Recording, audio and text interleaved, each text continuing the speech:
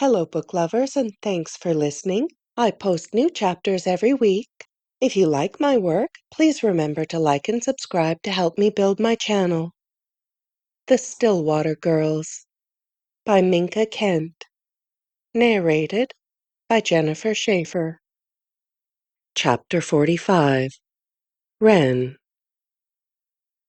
There's an unusual amount of commotion coming from downstairs, so much that I can't focus on the sketch I'm drafting, a picture of the three of us sisters.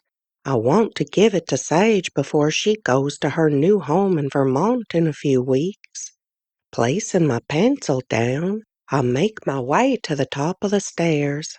Deputy May is here, and the stranger from the cabin is still here. He hasn't left. Nicolette and Brant are talking so fast I can hardly understand them, and they keep pacing back and forth, passing the stair landing time and again, going from the kitchen to the living room and back. With a clammy hand clenching the banister, I'll make my way downstairs. Wren. Nicolette stops pacing the foyer when she sees me. What's going on? I take a look around and thank my lucky stars that the brute is seated a good distance away from me. Nicolette's eyes are bloodshot, and her hair is a mess, like she's been running her fingers through it, pulling and tugging at the ends. This isn't her. This isn't the Nicolette I've come to know. Dragging in a sharp breath, I ask, "Did you find Evie? You did, didn't you?" Brant and Nicolette exchange looks. "No," Brant says. "Not yet." "Then what is this?" I ask. "Why is Deputy May here?" "We have a lead," Deputy May says. "We're just going to check it out, Wren. We'll let you know if anything comes of it." I'm coming with you. I begin to make my way to the back door, where my shoes rest on the rug. But I'm stopped by the collective no coming from the group. "You're going to be safer here," Nicolette says. "I'll give you the code to the security system. It's too dangerous for you out there." I could scream. For the first time, Nicolette sounds like Mama. "No!" My voice is so loud it startles everyone into silence.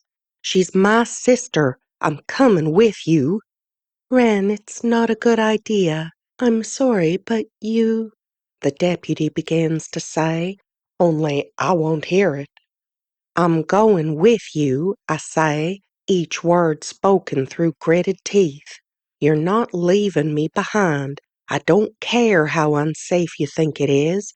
I'm not a child." Brant and Nicolette share a glance with each other. "I know you're not a child, sweetheart, but we just want to keep you safe," Nicolette says, trying to soothe me with her voice. If Evie's there, I need to be there.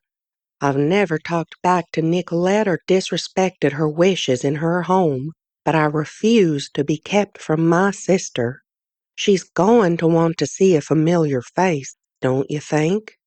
Brant stands aside as he watches his wife, and all of them are quiet for a moment. "Fine," Deputy May says, "but you're staying in my squad car the entire time. You're not to set 1 foot outside of it until I say it's safe to do so. Do you understand?" "I'll settle for that." "Yes." The next moment becomes a blur of keys and engines and doors and locks, and by the time it's over, we're loaded up.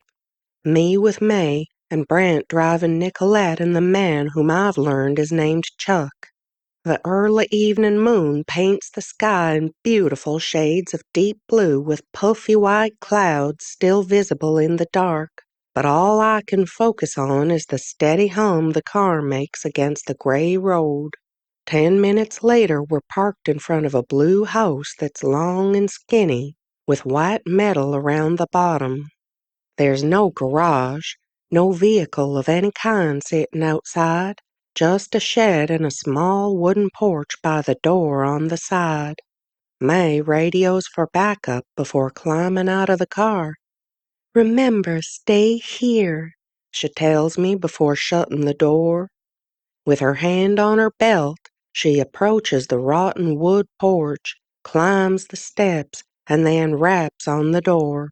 I glance at Brant and Nicolette in their car. Nicolette biting her painted nails, and Brant's jaw flexing as he watches. No one blinks. No one moves.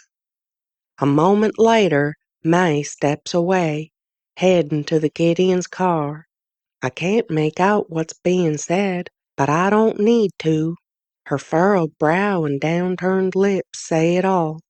The house is dark. No one's home. My sister isn't here. End of chapter 45.